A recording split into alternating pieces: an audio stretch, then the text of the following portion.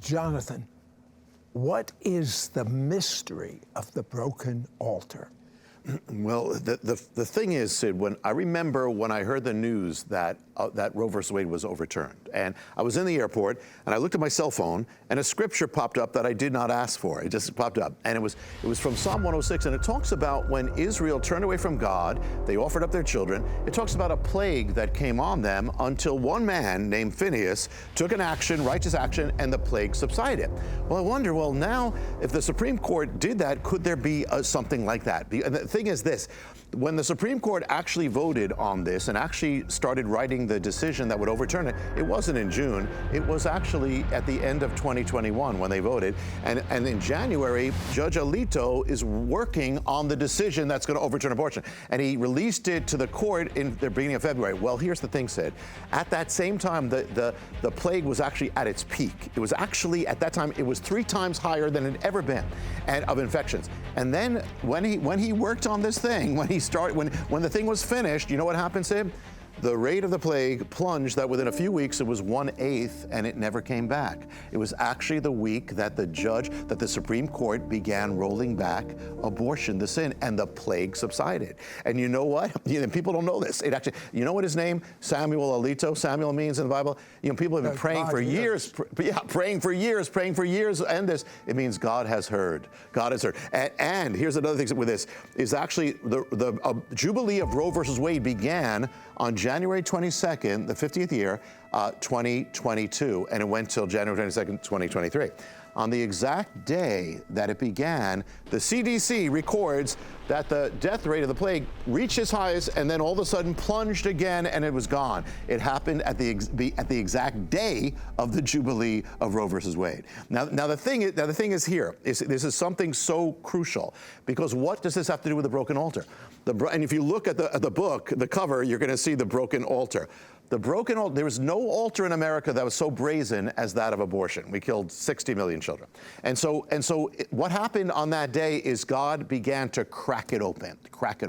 And what is that a sign of? In the Bible, that's a sign of revival. You see in ancient times, when there was revival, it wasn't a tent meeting. They broke the altars of the gods. And I got to tell you something, if it's okay, it's kind of a secret, but when I was last here and I finished the Return of the Gods, okay, when I was working on the Return of the Gods, one of my associates came to me and said, I was woken up in the middle of the night and I had a vision and a word, and Jonathan, I got to tell you what it is. And he never did this before. He said, I see you bringing forth a word to these altars of the gods, and then all of a sudden when you did, the altar cracked open and the spirits went out and revived. There was a spirit come upon. Now, so the thing is, the day that I finished the Return of the Gods, that was the day that the Supreme Court overturned abortion. That day, the altar was cracked open. God's saying this is a broken altar. Now, this is so crucial. I want everybody to hear this. This, I believe, is all coming together. This is the moment we're in. The broken altar is it's about a nation that has fallen from God. It can head to judgment or it can head to revival. And there can be revival or there can be both. And that's where we are right now. God is giving us a chance. And this is ultimately about revival. And that's what we have to pray. That's why, and the other thing is, which biblical character is linked to a broken altar? Well, it's Josiah.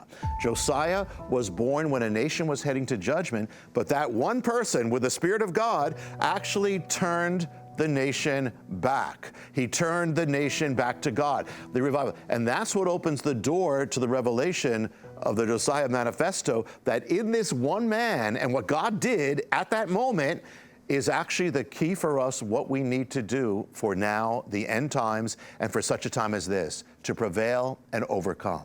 That begs the question. Now, what does all of this have to do with Josiah, the last days, and the blueprint for the end times? Yeah, Josiah was actually lived in the last days of Israel. There was actually judgment coming. And one of the things is that we are living in the last days, and we are also living at a time when we're watching apostasy and it's crazy and all that. Last time I was with you, Sid, when we were opening up the Return of the Gods, it's like, okay, but what's the answer? The Lord let me say, you got to give them the answer. The answer is here. And so we actually can prevail. We said this before, but one of the things about Josiah is these were dark times, but he he was radical for God. God is calling us to be radical. The last 100 pages of the book are the keys and the secrets and what we need to know, the guide for this hour and this day. What do we need to know? And one of the things, one of the sections is called against the flow. Another one is called separation and resistance. Another one's called the powers, because it's about the powers, secrets of the powers God's given us. Another one is called the agents of heaven on earth. God has called us not to be on the defensive now.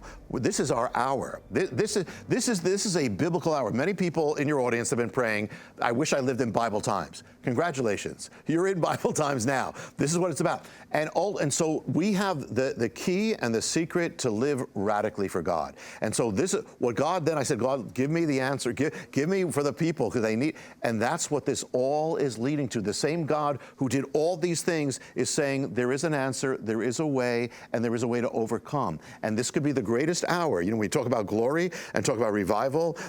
This could be that there's darkness, but there's also light. People think the end times is just darkness. It's not just darkness. It's darkness, but the darkness brings out the lights of God. And so those who stand for God are going to be the brightest they have ever been, if they stand for God. But this is an hour to be radical. And Josiah was radical for God. And Josiah broke the altars of man. And Josiah was led by the Spirit of God. And God has this plan for us for this hour, for such a time as this.